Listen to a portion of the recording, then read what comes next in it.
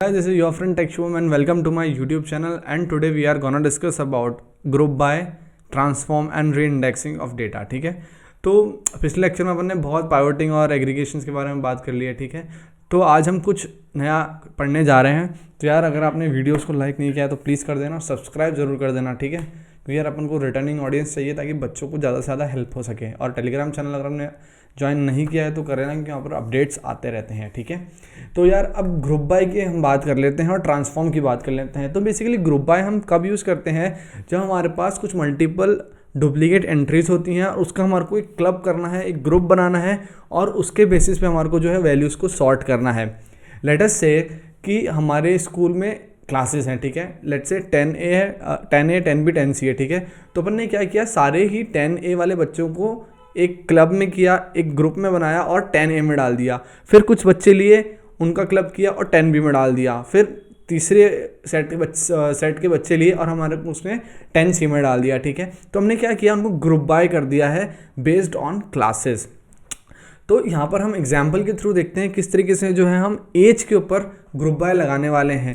तो मैं यहाँ पर एक ऑब्जेक्ट बना रहा हूँ सेम पिछला लेक्चर की तरह, जैसे नेम है और रन्स हैं उनके, और यहाँ पर मैं कुछ जो है एज पास कर देता हूँ। ठीक है, तो मैं यहाँ पर एज पास कर रहा हूँ, ओके, जिसमें 18 साल की एज है, 17 साल की एज है और 19 साल की एज है। ठीक है, तो यहाँ पर आप देख सकते हैं कि एज के अंदर जो है डुप्लीकेट वैल्यूज़ हैं। ओके, अब मैं क्या कर रहा हूँ, इसी ऑब्जेक्ट का जैसे हम हमेशा ही करते हैं, pd.data_frame से एक डेटा फ्रेम बनाऊंगा मैं ऑब्जेक्ट से। ठीक है, और प्रिंट ऑफ df कर दूंगा। ठीक है, ओके। अब यार क्या करना है, मेरे को प्रिंट करवाना है, क्या करवाना है मेरे को, जो मेरा df है उसको मेरे को क्या करना है, आपका ग्रुप बाय कर देना है, ग्रुप बाय। अब मेरे को किसके ऊपर ग्रुप बाय करना है, मतलब कि किसका ग्रुप बनाना है। हमने भी बात करी थी, क्लास के ऊपर हमने ग्रुप बाय किया था। तो हमारे को यहाँ पर कौन सी डुप्लीकेट एंट्रीज हैं, एज जो है वो आपकी डुप्लीकेट एंट्रीज है, जिसके अंदर मेरे को ग्रुप बाय करना है इन सब की वैल्यूज़ को। तो मैं यहाँ पर जो है पास कर देता हूँ एज को। ठीक है, अब मेरे को पास करनी है ऐसी वैल्यू, यानी कि मेरे को यहाँ पर कोई एक ऐसा फंक्शन पास करना है जिससे मेरे को सम मिल जाए। ठीक है, या फिर लेट्स से मैक्सिमम वैल्यू मिल जाए। तो यहाँ पे मैं एक एग्रीगेट फंक्शन का यूज़ कर लेता हूँ। मैक्स डालना ज़रूरी नहीं है, ये जस्ट एक एट्रीब्यूट है जो हम यूज़ कर सकते हैं। तो बेसिकली मैं क्या कर रहा हूँ, ग्रुप बाय कर रहा हूँ एज के ऊपर। ठीक है, अब मैं इसको रन करा रहा हूँ। तो देखो यहाँ पर क्या था, 17 साल की उम्र वाला जो था, कौन कौन था 17 साल की उम्र में, एक तो गांगुली है और एक 17 साल में रैना है। ठीक है, 17 साल में गांगुली है और रैना है। तो हमने यहाँ पे मैक्स का यूज़ किया है। तो हम क्या करते हैं, रन्स को कैलकुलेट करते हैं किसके ज़्यादा रन्स हैं। ठीक है, तो गांगुली के रन्स हैं 28, रैना के हैं 12, किसके ज़्यादा हुए, गांगुली के। तो मैक्सिमम ने क्या किया, जिसके ज़्यादा रन है उसको यहाँ पर आउटपुट में दे दिया, गांगुली को दे दिया। तो 17 साल की एज में किसने सबसे ज़्यादा रन बनाए, गांगुली ने बनाए, और उससे कितने रन थे। तो हमने क्या किया है, एज देखो यहाँ पर यूनिक एज आएंगी 17, 18, 19, 17, 18, 19 यहाँ से क्यों आई यूनिक, क्योंकि हमने यहाँ पर ग्रुप बाय किया एज के बेसिस पे। ठीक है, बात आ गई समझ में। और हमने मैक्सिमम का यूज़ किया, तो जिसके ज़्यादा मैक्सिमम रन्स होंगे वो वैल्यू हमारे को आउटपुट में मिल जाएगी। 18 साल में मैं गया, 18 साल में तो भैया सचिन है और विराट है। ठीक है, सचिन के कितने रन है 71, विराट के हैं आपके 91। तो उसने क्या किया, 18 साल की एज का आपका ग्रुप बाय किया और उसकी मैक्सिमम वैल्यू ले ली, विराट की 91 रन्स हैं। ठीक है, तो इस तरीके से जो है हम वैल्यूज़ को ग्रुप बाय करते हैं और उसमें एग्रीगेट फंक्शंस का यूज़ करते हैं। ठीक है, तो बेसिकली ग्रुप बाय इसलिए हुआ क्योंकि हमारे को एक ग्रुप ऑफ सेट, या फिर हम बोल सकते हैं सेट ऑफ जो पर्टिकुलर ग्रुप है उसके ऊपर हमारे को कुछ फंक्शन परफॉर्म करना था। तो ये हमारे सॉर्टिंग के काम आता है ग्रुप बाय फंक्शन, तो इसको नोट कर लो। अब एक और बात आती है ट्रांसफॉर्म की।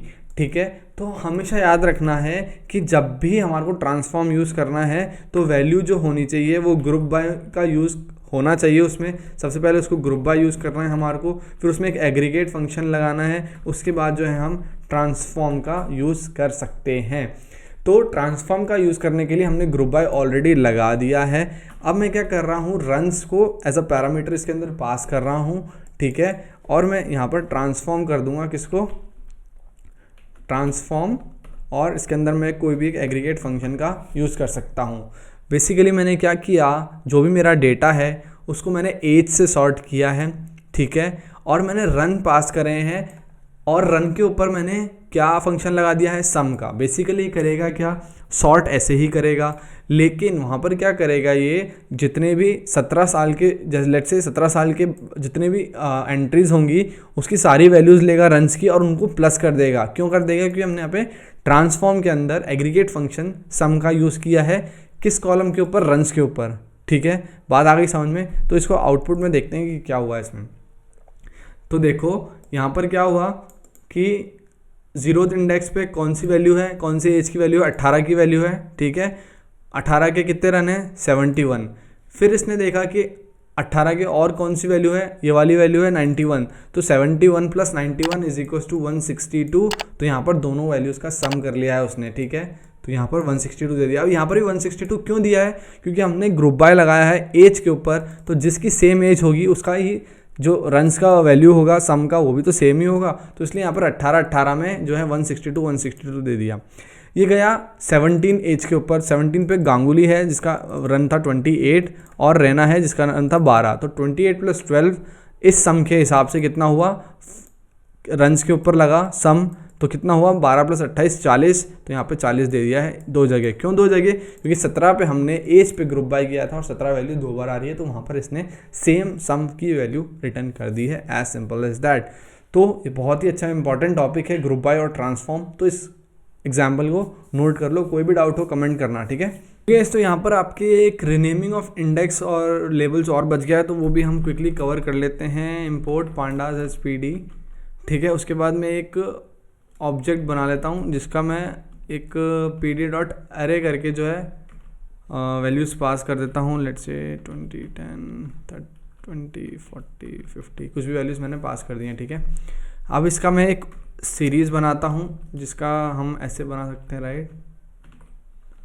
pd.series करके pd.series ऑफ ऑब्जेक्ट मैं यहाँ पर पास कर देता हूँ और मैं इस ऑब्जेक्ट 2 को जो है प्रिंट कराने की कोशिश करता हूँ। ठीक है, मैंने इसको प्रिंट कराया तो देखो जो मेरी वैल्यूज़ पास करी हैं उसका इसने इंडेक्स जो है 0 1 2 3 4 करके दे दिया है। अब मैं क्या कर रहा हूँ, एक और ऑब्जेक्ट बनाता हूँ जिसके अंदर मैं क्या करता हूँ, री इंडेक्सिंग कर देता हूँ। obj2.reindex ऑफ, और मैं यहाँ पर कुछ इंडेक्स पास कर देता हूँ। ठीक है, री इंडेक्स मतलब कि जो भी मेरा इंडेक्स वहाँ पर आया है उसको मैं री इंडेक्स कर रहा हूँ, मतलब यानी कि इंडेक्स को शफल कर रहा हूँ। ठीक है, तो मैं यहाँ पर कुछ भी रैंडम वैल्यूज़ पास कर देता हूँ। Let's say 2 index 1 index 0।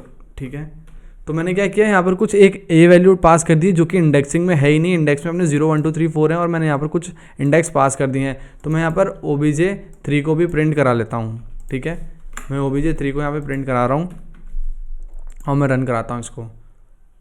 तो देखो यहाँ पर क्या हुआ, वैल्यूज़ जो है वो अनडिफाइंड आ गई। क्यों अनडिफाइंड आ गई? बिकॉज यहाँ पर मेरे ये इंडेक्स डिफाइंड ही नहीं है। तो मैं यहाँ पर इंडेक्सिंग ऐसे पास करने की कोशिश करता हूँ एक बार। ठीक है,